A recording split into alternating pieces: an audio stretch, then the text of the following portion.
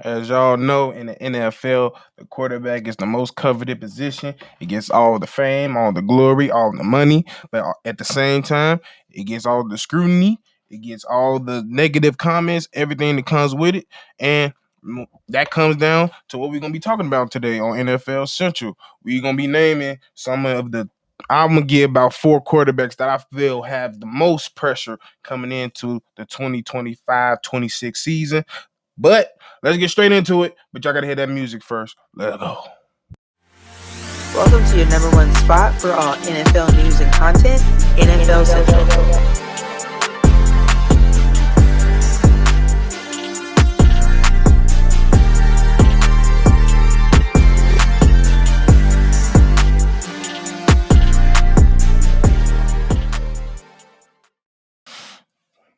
Thank y'all for tuning in for another episode of NFL Central. It's your host, Stevo Speaks. And let's get straight into it. So, as y'all seen in the title of the thumbnail, we're going to be listing some of the quarterbacks that I feel are going to be the most or are going to have the most pressure when it comes down to this year.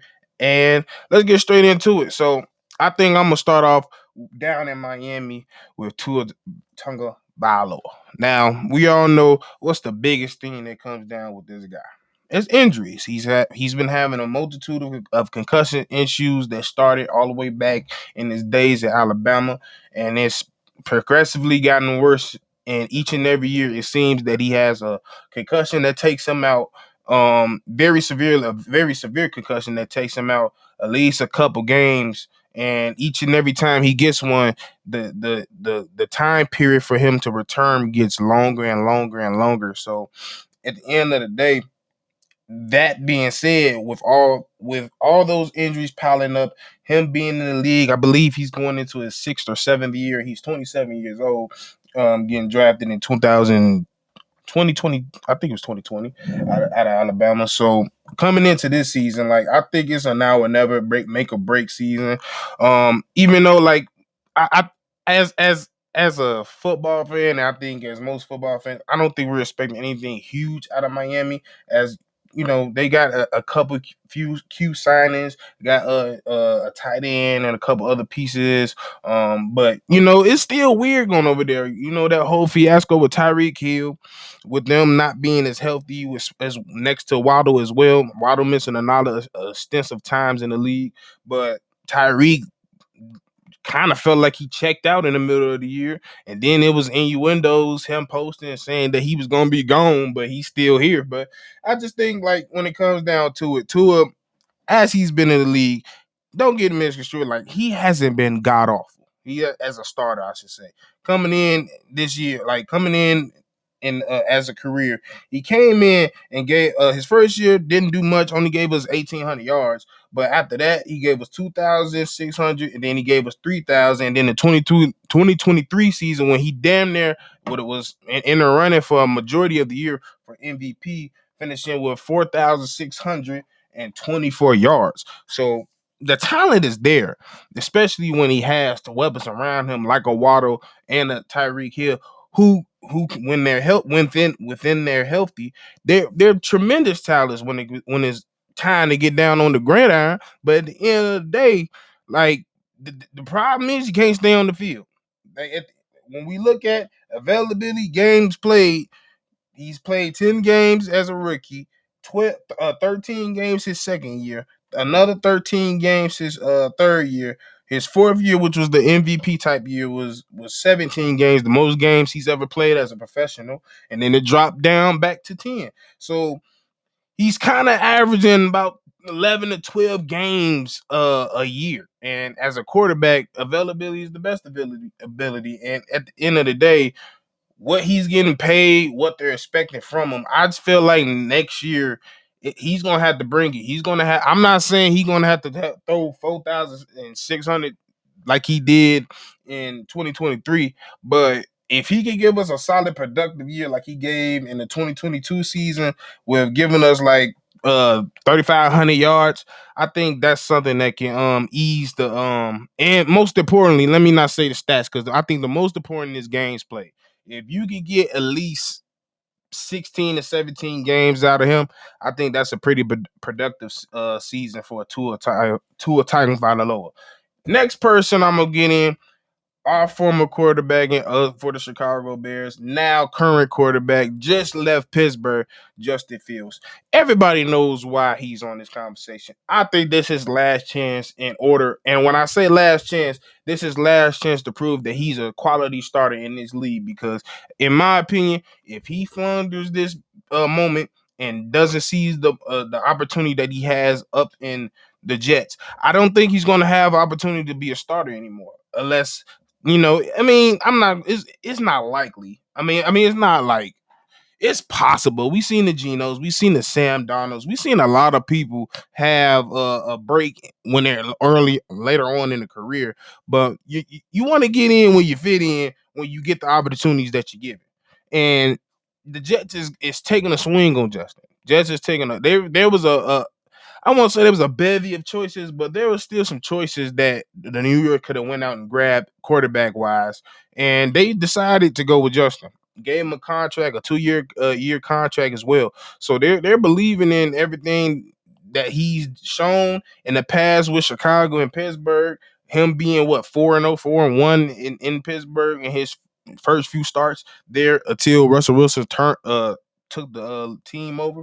But yeah, they're believing, they're really believing in him. And in order for me to say that it's gonna be okay, a now type of season instead of a never, I think he's gonna have to give us at least 3,300, 3,300, at least close to 20, 22, 23 touchdowns. Maybe most maybe 10, 11 interceptions, but you really got to be putting up some touchdowns next to it. But most importantly, that's why I think you gotta show that you can read the defense. You gotta show you can throw in the middle of the field. You got to show that your progression has improved, your footwork has gotten better. So I think this is another guy that it's a now or never. He has one of the most pressures on him as well.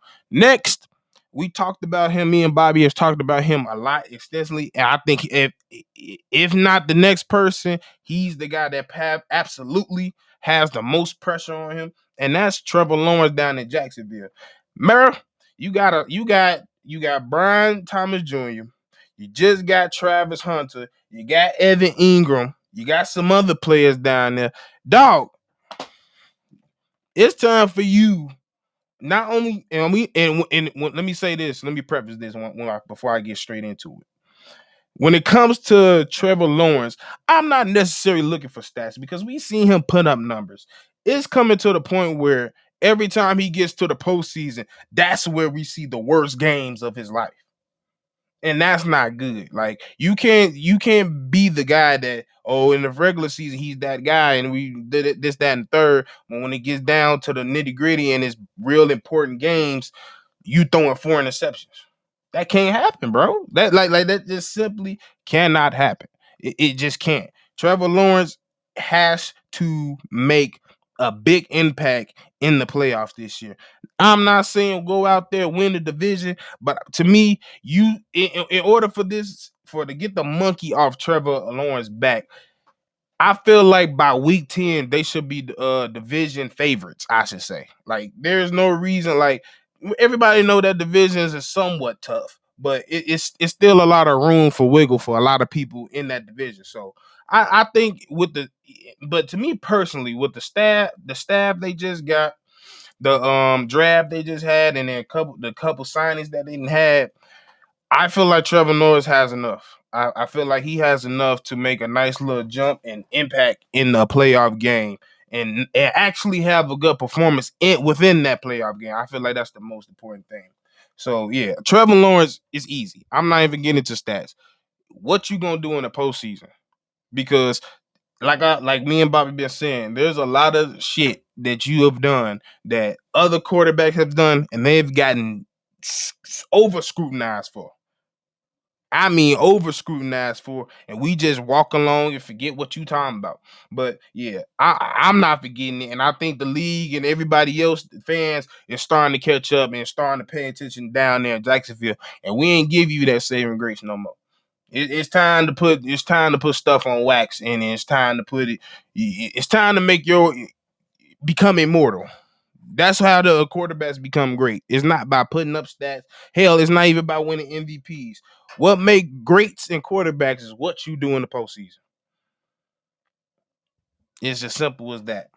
Now, my final guy that I have on him, you see him peeking in the back, and I know a lot of people gonna say, "Oh, you just saying that because you're a homer. This is your quarterback." No, I just know one, I know my fan base. Two, I understand what market we in, and three, I understand how the league looks at us and other fans looks at us. Let's be quite frank with y'all. I'm gonna be quite frank with y'all. As a Bears fan, I've said it so many times. My fan base is some of the stupidest motherfuckers I've ever heard in my life because constantly I've seen them throughout the years constantly put overbearing pressures, overbearing expectations on their quarterbacks for no reason and not realizing what they have around them and is it feasible and is it possible to happen with everything and all the landscape around them. That's one piece of pressure. You got the media pressure that knows that, oh, Chicago's been a dumpster fire all these years. Nobody respects them. They can't get a quarterback right. They haven't have a $3,000 quarter like that's the media. That's another layer of pressure. Three, the play style you play with. A lot of people want to compare him to Pat. A lot of people want to compare him to great quarterbacks. Since his time, since he left Oklahoma and went to USC, had the Heisman. He's been listed as a generational talent. Another layer of pressure that not too many other quarterbacks is going to have. And the last layer of pressure, dude, they didn't give you a line. Well, let me not say this because we still got to see what happens on the field. But on paper, if we're talking about on paper, they have improved the line. They done improved the defense. They done gave you countless weapons. They done gave you young weapons. They done gave you old weapons. Your defense is secured. You got a solid run game. You have nothing like last year. We was already saying out of any number one pick of quarterback ever in NFL, he has the best roster ever. We've been saying that since he came in. And then on top of that, for them to improve even more from that year on to the year next, you like once again, I'm not asking Caleb to go out there and win a Super Bowl. But if you don't make a playoffs, bro, it's gonna look bad. That's all I'm gonna say. I'm not gonna hold your hand either. You don't get us to a playoffs. I don't want to hear that shit about his year two. I don't want to hear that shit. You got a new coach, a coach that everybody wanted. You got weapons that people want. You got defensive players that people want. Go do the work. Show us what you got. Show us what you got.